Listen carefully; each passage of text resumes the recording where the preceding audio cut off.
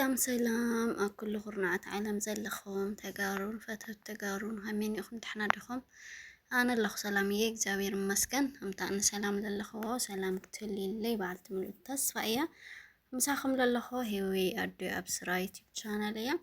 بيت سوليكمكم سبسكرايب لايك شير بمقار بيت سوخنو بيت سوزهنكم كأ فيديوز كم مترشب مرأي أستياتكم رأيتكم نتحفكم أبراتاتوني سلام يا قري ودوتشي انديت ناتشو دانا ناتشوي نيالو እግዚአብሔር ይመስገን እናንተም ሰላማችሁ በዝት ይበለልኝ እያልኩ ዛሬ ደግሞ በአዲስ ቪዲዮ መጥቻለሁ። ቪዲዮ ደግሞ ለፀጉራችን የሚረግፍ ከሆነ በፊታችን የሚሸሽ ከሆነ የሚጠቅመን ቅባት ነው ሰርቼ ያመጣሁት እና እኔ ጋር ሆኖ እስከ መጨረሻ ቪዲዮ በማየት ኮሜንታችሁ አስቀምጡልኝ። ይጠቅማችኋል፣ ሞክራችሁ እመኑ። ቆንጆ ነው፣ ይሰራል። የማይሰራ ቪዲዮ አልሰራም። ባለፈው ብዙ አድርጌያለሁ። ለሁለተኛ ጊዜ ነው ይሄ ቪዲዮ የምሰራው እና ቆንጆ ነው፣ ተጠቅሙበት እላችኋለሁ። እና አሕዋቴ ማዕረይ እዛ ቪዲዮ እስከ መጨረሻ ብምርኣይ ተሓወርኒ ክብለኩም ይደሊ ካብኡ ከዓ እዛ ቅብኣት ሪኢኽን ኣትኽንክ ካብ መጀመርያ ኣነ ናወርኽ ስለልነበርኩ እምበር ኣብዚ ቁርንፉድና ሰሪሑ እዩ ነይረ ቅድሚ ሕዚ ባይዘወይ ለኻልእ ግዜ ልሰርሕ ኣለኹ ቆንጆ ስለለኾነ ካልእ ግዜ ልሰርሕ ኣለኹ ቁርንፉድና ሮዝመሪ ቫዝሊንና ኮኮናት ገይረ እየ ልሰርሖ ኣብዚ ዓቐንክን ማለት እዩ ቁርንፉድና ሮዝመሪ ዓቐንክን መጢንክን ቅድሚ ሕዚ ከይ ንእሽተይ ዋላ ከይወቐጥኩ ከይጠሓንኩ እየ ሰሪሑ እዩ ነይረ ሕዚ ንእሽተይ ኣቢለዮ እየ ለዛም መጥሓኒ ገለ ተባላሽ ንርሽዑስ ብዙ ኣስቢላ ብለብለብለዮ ንእሽተይ ስበር ምን ትኽብለለ ኢለ እየ እና ተደሊኽን ከምኡ ኢልና ሃለይ ብጥራ ተደሊኽን ለከምዚ ጌርኽን ክትሰርሖ ትኽእላ ኢኽን ከም ደስ ልበለክን ችግር የብሊ ኣነ ለሕዚ ከምዚኣ ገይረ ሰሪሕ እያ እኒኹ ቫዝሊንና ኮኮናት ቀሪበኒ ኢኹ ጨውኖ ለምንም ጨና ይወሊ ባይዘወይ ኣነ እሱ የልጥቀም ኩሉ ግዜ ቅብኣተይ ኩሉ ግዜ ማለት እዩ እና ከምዚኣ ጌርክን ሓዊ ብንእሽተይ ጌርክን ቅናሽ ሓዊ ጌርክን ከይነቱ ግዘይት ስለለኾነ ሕማቕ እዩ ዓቐንክን ከም ልደለኹን ተደሊኽን ብዙሕ ለ ክትሰርሓ ትኽእላ ኢኽን ውሕድ ለ ክሰራሕ ትኽእላ ኢኽን ከም መጠንክን ለባዕልኽን ኣብዚ ኮኮናት ይገብረ ኣለኹ ቅናሽ ሓዊ ገይረ ማለት እዩ ባይዘወይ ካሜራ ብሓደ ኢድካ ሒዝካ ብሓደ ኢድካ ያለ ክትሰርሕ ብጣዕሚ እየ ከቢዷ እና እዚኣ ኮኮናት ገይረኒ ኢኹ እዛ ተኣኽለኒ ዕቅነይ ገይረኒ ኢኹ ኣብዚኣ ከዓ ቫዝሊን ዝተወሰነ ክገብር እያ ሃም ድሌትኽን ዋላ ቫዝሊን ኣውዝሖ ዋላ ኮኮናት ኣውዝሖ ፀገም የብሉ እሱ ሃም ርጭኻ ብቻ ሓዊ ትቐንሳሉን እየ ሓዊ ቅናሽ ጌርካን ትኽእኦ ሓደ 10 ደቂቃ ልኾን ኣፍዓፍ እስካብ ልብል ማለት እዩ ኣብዚ ብጣዕሚ ይፀግምኒ ነይሩ ብሓደ ኢድኻ ካሜራ ሒዝካ ብሓደ ኢድካ ለ ብጣዕሚ ይፅጉም እና እዚ ቫዝሊን ይውስኸሉ ኣለኹ ማለት እዩ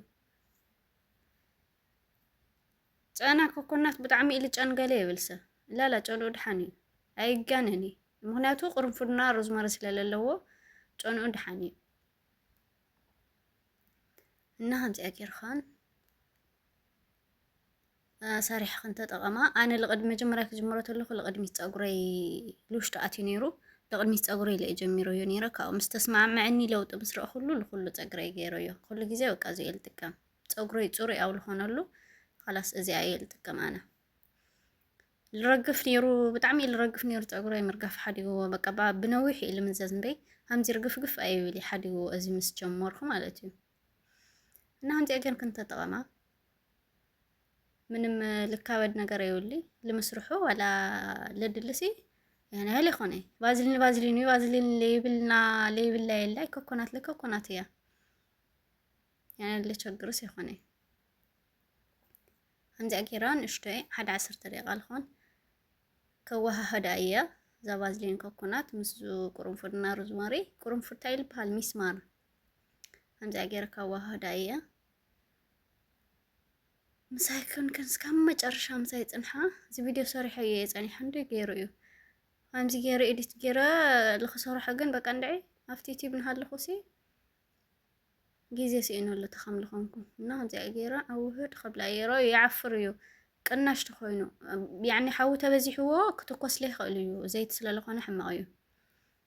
ተጠንቂቅ ነውዚ ማለት እዩ እና ኣብዚኣ የዋሃሃድ ኣለኹ ኣብዚ ካሜራ ማሓፀገም ኢልኒ ነይሩ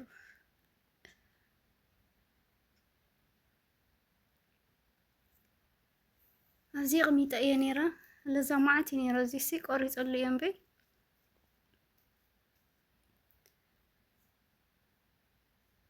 ኣብዚ መፅን እኹ ከዓ በቃ ኣቢላ ማለት እዩ ኣዋሂዳ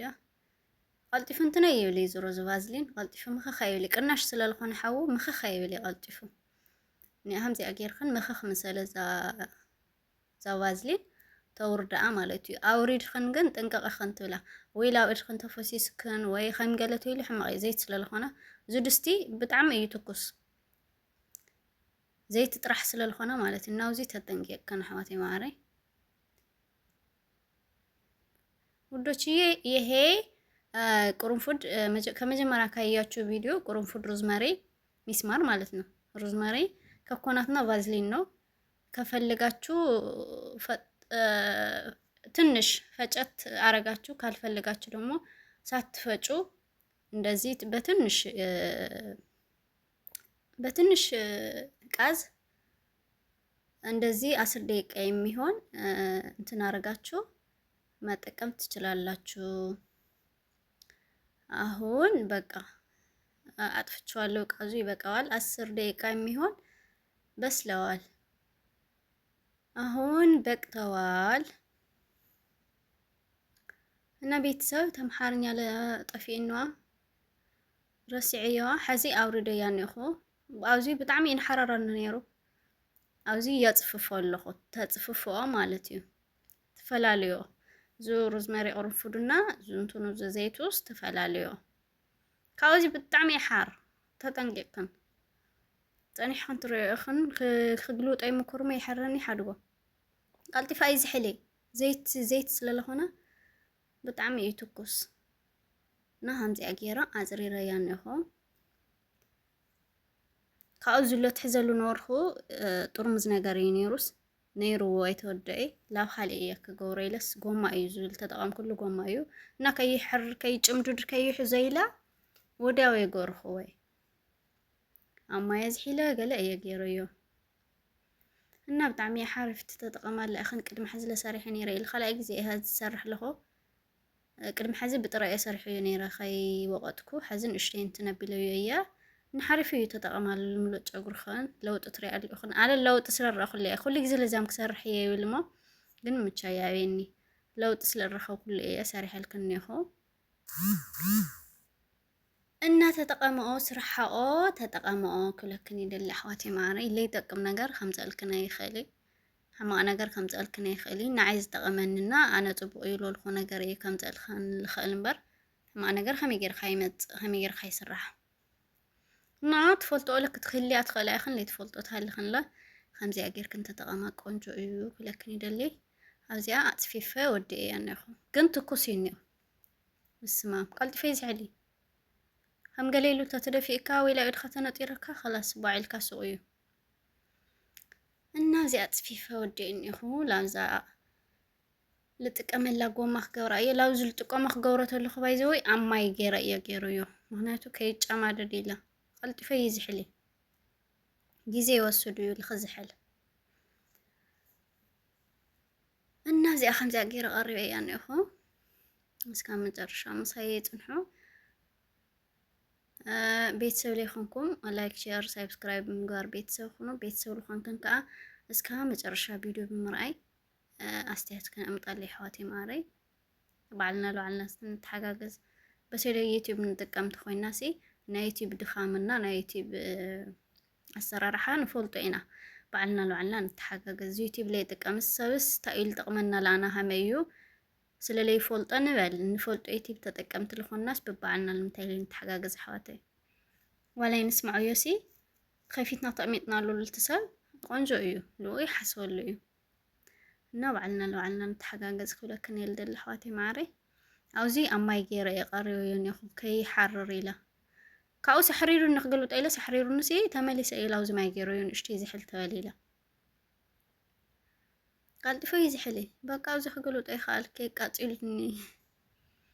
አላው زماي غيرو نشتي صنحبي لقلوطه እና ሰሪሕ ክንተ ተጠቀማ ኢኸን ኣሕዋተይ ማዕረግ ተጠቅመክን እዩ ኣብዚ ሕለያ ንሽተይ ሓደ 5 ደቂቃ ልኾን ኣብ ኣጽንሕያ ሕዚ ላብዛ ልጥቀመላ ጎማ ይገውን ኣለኹ እዚ ሕዚ ንሽቶ እዩ ግን ማዓት ግዜ ኢሎ ጽንሐናና خالي زيت اللي تقمه يمثلني أنا زي مش جمرك بق تقولي لا تسمع معه دسنا لنا اللي تقمه إن هنجي أجير خن صريح خن تدقما خلكني دل حواتي مع رأي هو صريحة تكزح لليل تقوم كي جمادو لما يجيرو يزحق قرنفود أنو بتعمي القنص قرنفود صريح خمس ود أخن قرنفود روزمار تجير خنا لخا لبلت أنو دخل الناس خاوز للوج أنا سلق الناس يلقوره إن هنجي أجير كنت تقمع حواتي مع رأي كلكني دلي